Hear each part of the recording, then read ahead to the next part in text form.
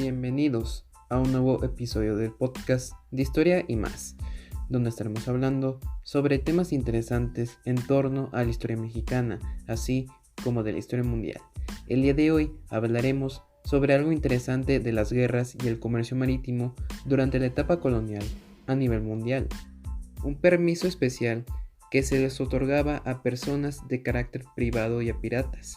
Nos referimos a las patentes de corso, las cuales permitían facilitar un conflicto para un país o un estado. Pero no solo hablaremos de eso, sino también daremos a conocer algunos datos sobre las personas a las que se les concedían estos permisos, los corsarios. En este episodio nos centraremos a lo que hacían estas personas con este documento, la historia de esos marineros y su legado tras su prohibición.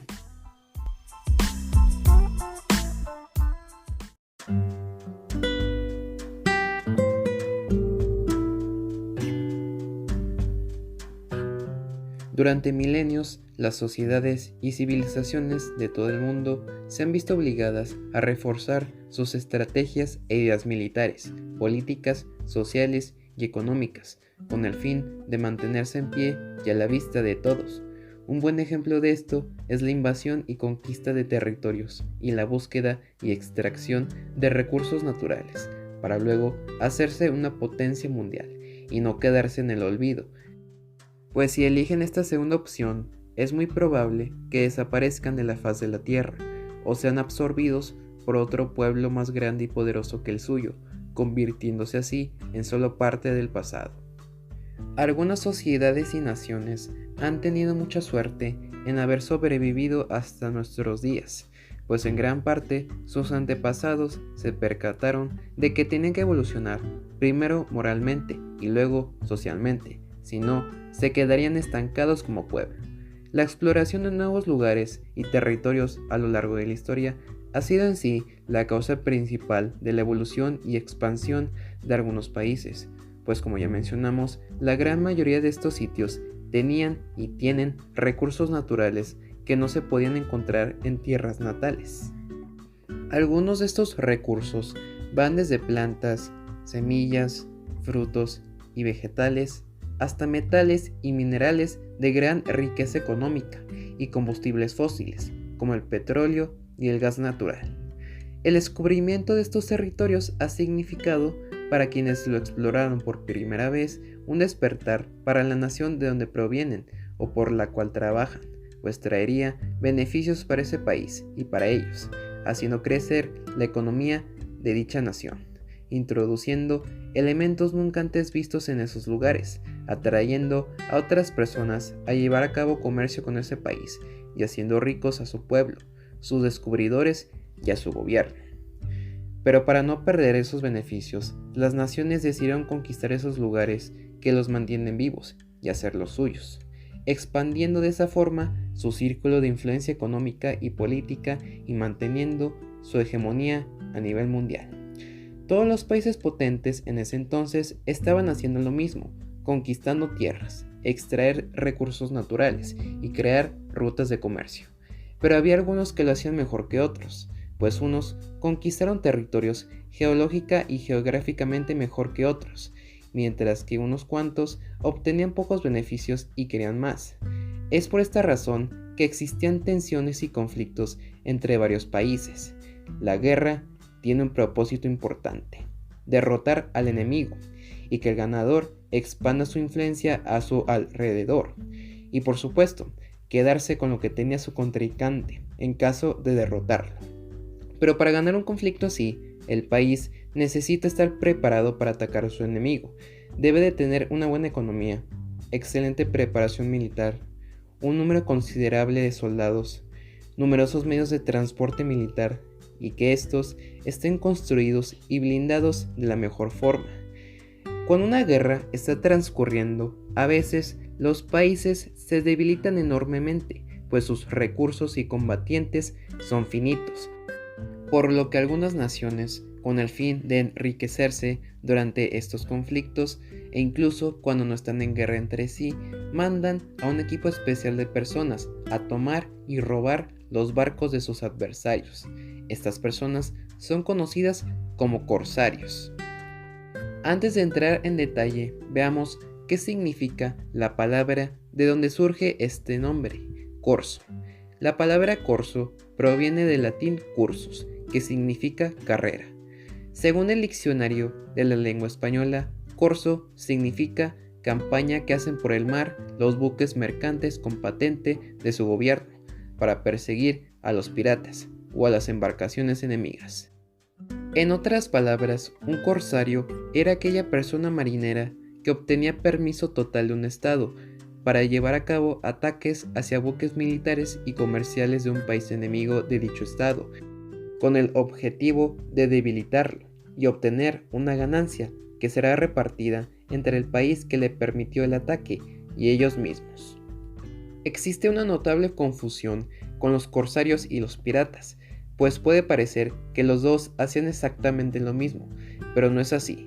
Los piratas son aquellos que se dedicaban exclusivamente al robo de embarcaciones para llevarse los recursos que transportaban y hacerse ricos de manera ilícita o ilegal. Fueron, y aún en la actualidad son, ladrones y criminales. Además, no eran personas educadas, no tenían oficio y solo se dedicaban a realizar este tipo de actividades. Los corsarios, por otro lado, eran gente preparada en el ámbito marítimo, eran cultos, finos y particulares, y eran contratados por un gobierno para perjudicar a su enemigo mediante el robo de sus buques, para hacerse con los tesoros transportados en ellos y dárselos a quien le ordenó hacer el ataque, obteniendo una ganancia de dichos saqueos, los cuales fueron realizados mediante un permiso especial, el cual es conocido como patentes de corso.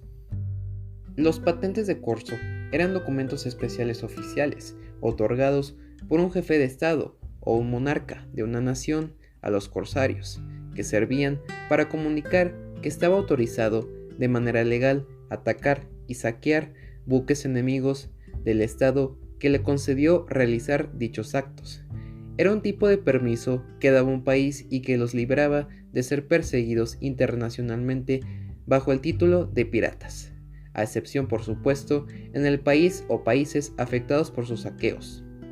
Este documento, de gran importancia militar y económica, permitía a los corsarios quedarse con los barcos capturados durante los saqueos legales. Sin embargo, esto no siempre era así, pues la propiedad de estos medios de transporte era decidida por la justicia del Estado que le concedió los derechos a los corsarios. La corte era el órgano que tenía la palabra final respecto a si los buques tomados por los corsarios le pertenecían a ellos o serían para el Estado, pues la corte tenía que investigar si la embarcación tomada, así como el permiso otorgado por el Estado, eran válidos. De ser así, el buque y su cargamento serían vendidos en subastas y las ganancias serían repartidas entre el corsario y sus compañeros.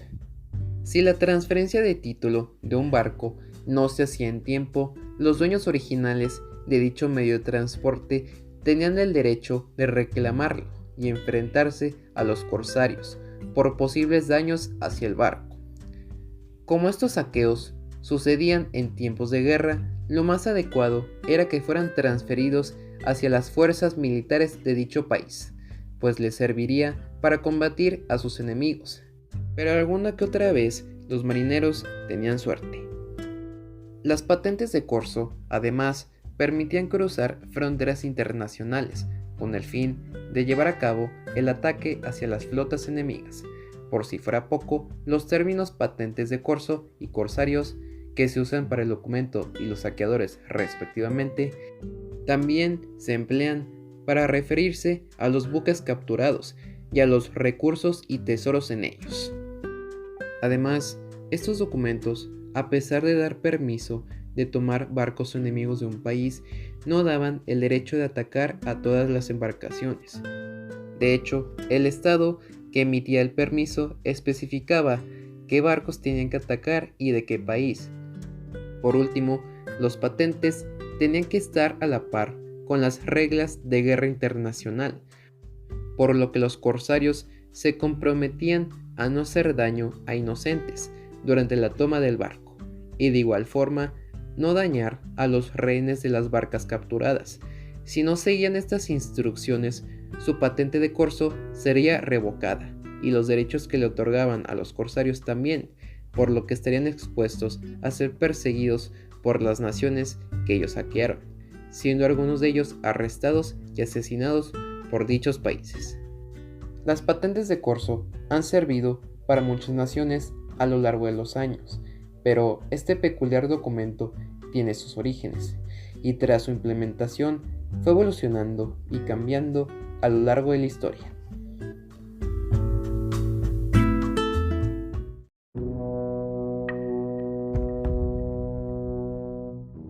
Puede parecer que desde siempre se han utilizado las patentes de corso para debilitar a otro pueblo enemigo durante una guerra, pero esto no es del todo cierto.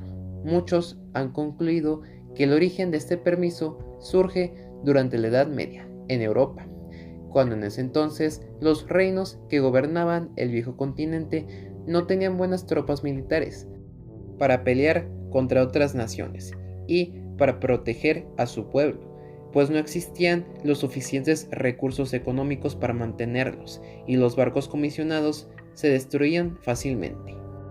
Esto, más el dato de que las únicas flotas militares en servicio eran pequeñas y los primeros buques estaban bajo el mando de comerciantes, que eran contratados para transportar mercancías y caballeros a otros territorios en el continente y a Tierra Santa. Además, servían para proteger a su pueblo de peligros potenciales en el mar. En caso de que estallara una guerra, el rey les daba permiso de convertir sus barcos comerciales a navales y militares para defender su tierra y su existencia. Se cree que las primeras raíces de los corsarios y sus permisos especiales surgen con el establecimiento de la Alianza de los Cinco Puertos, bajo el reinado del monarca inglés Eduardo el Confesor. Las ciudades aliadas Hastings, Dover, Hythe, Romney, Sandwich y Leicester se encargarían de dar provisiones y armamento militar a su majestad cuando ésta los necesitaba, a cambio de realizar la piratería legalmente. Una de las primeras evidencias de una patente de corso proviene desde el año 1226, cuando el rey Enrique III de Inglaterra le dio una carta a Roger Allard, haciéndole saber que tenía permiso de moverse libremente para llevar a cabo comercio de vino en la región francesa de Gascuña. En 1243, este rey reconoció formalmente la Alianza de los Cinco Puertos y emitió un permiso especial para tomar embarcaciones enemigas al reino inglés y dividirse las ganancias de los cargamentos tomados y vendidos entre el gobierno y los que en un futuro se conocerían como corsarios. Luego, durante el mandato del rey Eduardo III, estos permisos fueron reformados para que los navegantes ingleses tuvieran derecho a represalias en contra de sus enemigos, como una forma de venganza tras ataques en contra de Inglaterra por estos países. Para el siglo XII, Francia empezó a entrar en este campo tan diferente del comercio y de la guerra, con el objetivo de reconstruir su pésima economía dañada por tantas guerras, conflictos y batallas, pero también con el fin de beneficiar a sus marineros, bajo el mando del rey francés, quienes pensaban que la guerra era caminar sobre pastel al momento de hacer comercio. Con el paso de los años, la actividad marítima seguía evolucionando, hasta que en 1492 Cristóbal Colón descubre el continente de América, beneficiando enormemente a la corona de Castilla y al reino de Portugal, ambos en la península ibérica. Este suceso, colosalmente histórico, fue el inicio de la colonización de dicho territorio por estos dos reinos, haciéndose con casi todo el continente, con la proclamación del Tratado de Tordesillas el 7 de junio de 1494, el cual repartía el mundo entre España y Portugal, siendo el oeste para el primero y el este para el segundo. Esto hizo enojar mucho a los reinos de Inglaterra y Francia, quienes de ninguna manera fueron consultados sobre esta decisión, y peor aún, tras la negación del reino español de no hacer ningún tipo de comercio con el extranjero, debido a que las tierras conquistadas ya tenían lo que requerían, los ingleses, franceses y holandeses empezaron a implementar la política de las patentes de corso contra España, pues sabían que ellos tenían recursos naturales que prácticamente no existían en sus tierras. Eventualmente, los españoles harían lo mismo con sus vecinos europeos, pues era una guerra comercial que beneficiaba a muchos. El primer ataque corsario contra España lo realizó Jean Florin, cuando pudo robar y capturar una embarcación que contenía el tesoro de Moctezuma II, el cual había sido previamente robado por Hernán Cortés durante la conquista de México Tenochtitlan. Durante el siglo XVI empezaron a surgir grandes corsarios de gran importancia, siendo en su mayoría ingleses. Un buen ejemplo de esto fue Francis Drake, quien fue un marinero de los favoritos de su reina, Isabel I. Durante su carrera militar y marítima, Drake realizó ataques contra la Marina española en sus colonias en América, siendo Nueva España una de ellas. También llevó a cabo ataques en Valparaíso en 1578, llevándose grandes cargamentos de oro, que estaban destinados hacia Perú. La vida del marinero terminaría en 1596 a causa de una disentería, teniendo su último aliento en Panamá. Los holandeses no se quedarían atrás, pues en 1628 el marinero Piet Hein pudo lograr la captura de la Flota de la Plata en la bahía de Matanzas. Más tarde, lo que estaba en dichas embarcaciones fue vendido y el dinero obtenido fue usado para financiar una armada de 61 barcos y 7.300 soldados holandeses para tomar la región portuguesa de Pernambuco, estableciendo así Nueva Holanda.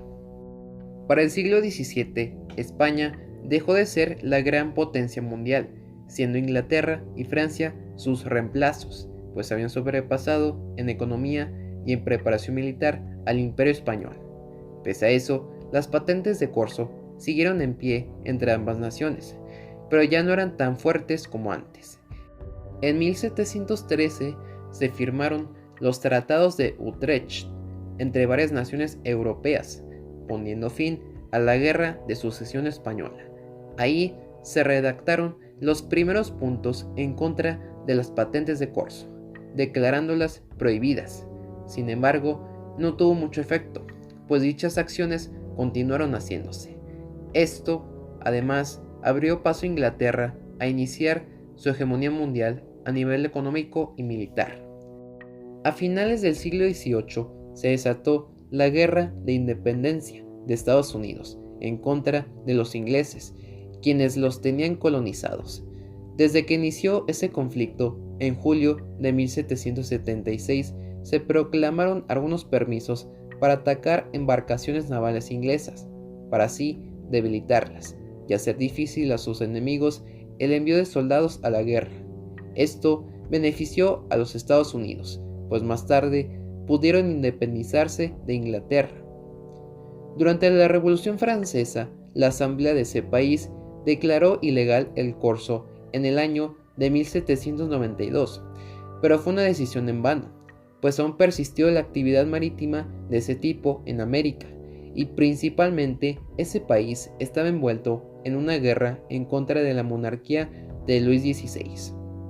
Las patentes de corso beneficiaron a muchas naciones por varios siglos, pero con la consumación de algunos eventos como la Revolución Francesa y la independencia estadounidense, el mundo tenía que evolucionar políticamente, por lo cual las leyes marítimas mundiales se verían afectadas como consecuencia, y poniendo al corso al borde de la desaparición.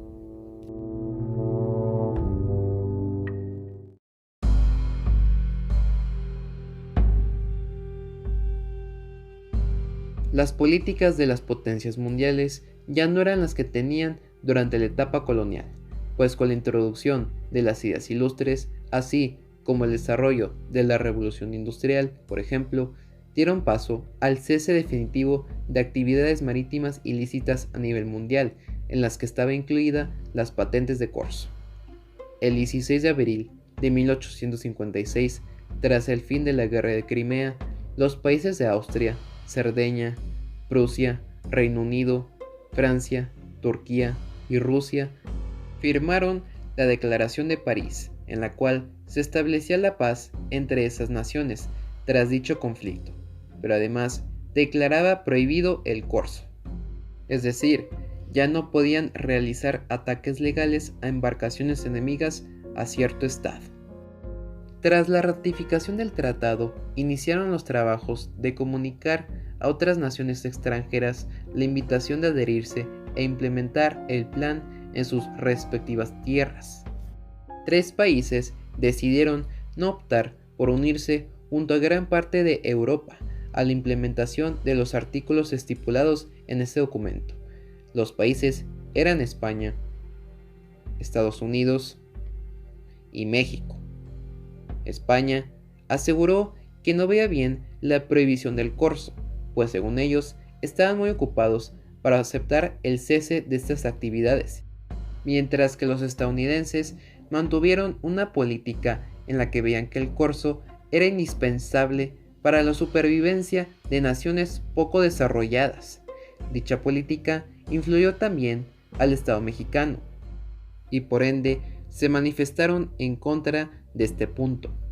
España y Estados Unidos no se adherían al tratado hasta 1908, mientras que México lo haría hasta el 13 de febrero del año siguiente. El corso, en algún punto de la historia, era algo necesario para mantener vivos a los pueblos de varias naciones alrededor del mundo, pero con la introducción de nuevas ideas y la aparición de nuevos movimientos sociales, económicos y políticos, esos países empezaron a desarrollarse en niveles nunca antes vistos, por lo que el corso dejó de ser algo necesario de hacer, y desde ese momento pasó a ser parte de la historia.